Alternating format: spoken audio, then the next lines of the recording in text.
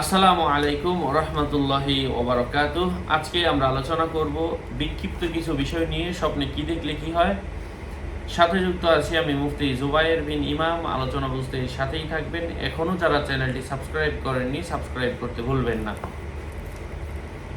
স্বপ্নে কোনো মানুষ যদি দেখতে পায় সাদা রঙের লবণ, এর অর্থ হচ্ছে উৎকৃষ্ট স্বর্ণ এবং সম্পদ বোঝায়। কখনো লবণ ক্ষেত্র বা জলাভূমি, ইলমের মার্কাজ, জিকিরের হালকা, ওষুধের দোকান, খনিজ দ্রব্য, বিরল কিছু করা বা শস্য মারাইয়ের স্থানের ইঙ্গিত বহন করে।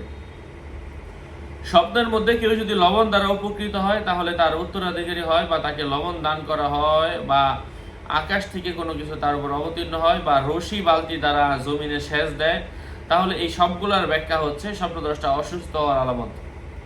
কোনো তালেবুল এলেম, যে এলেম শিক্ষা করে, জ্ঞান শিক্ষা করে, সে যদি স্বপ্নে জ্ঞান শিক্ষা করতে দেখে, সে নিজে জীবনে সফল হবে এবং প্রাচুর্যতা লাভ করবে।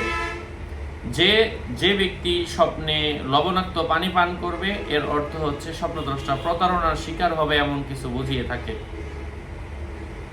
স্বপ্নে ছোট কোনো পশু ক্রয় করতে দেখার অর্থ হচ্ছে হারাম সম্পদ ভক্ষণের আলামত। স্বপ্নে কোনো ব্যক্তি যদি নামাজের ওয়াক্ত ছুটে যেতে দেখে, এর অর্থ হচ্ছে স্বপ্নদ্রষ্টা দুনিয়াবি কাজে ব্যস্ত থাকার আলামত বুঝতে হবে। যদি দেখে এমন বস্তু দ্বারা অজু করছে যা দ্বারা অজু করা জায়েজ নেই, তাহলে সেক্ষেত্রে অপরিপূর্ণ অজুর ব্যাখ্যা হবে। স্বপ্নে দেয়ালের উপর দণ্ডায়মান দেখার অর্থ হচ্ছে স্বপ্নদ্রষ্টার অবস্থা পরিবর্তন হবে। দেয়াল মজবুত হলে তার অবস্থা ভালো হবে, মজবুত না হলে তার অবস্থা হবে দুর্বল। দেয়াল থেকে পড়ে যেতে দেখলে স্বপ্নদ্রষ্টা তার অবস্থা থেকে ছিটকে পড়বে, বা তার আশা থেকে, বা এমন বিষয়ে যা তার সঙ্গে সম্পৃক্ত। স্বপ্নে কোনো মানুষ যদি শারীরিকভাবে দুর্বল হতে দেখে, সে নিজে চিন্তিত হওয়ার সম্ভাবনা। সুগন্ধি জাফরান দেখার অর্থ হচ্ছে স্বপ্নদ্রষ্টার শরীরের মধ্যে অসুস্থতা ছড়িয়ে পড়ার সম্ভাবনা বুঝতে হবে। আশা করছি বুঝতে পেরেছেন। আরও আপডেট পেতে সাথেই থাকবেন। সকলের মঙ্গল সুস্বাস্থ্য কামনা করে এখানেই শেষ করছি।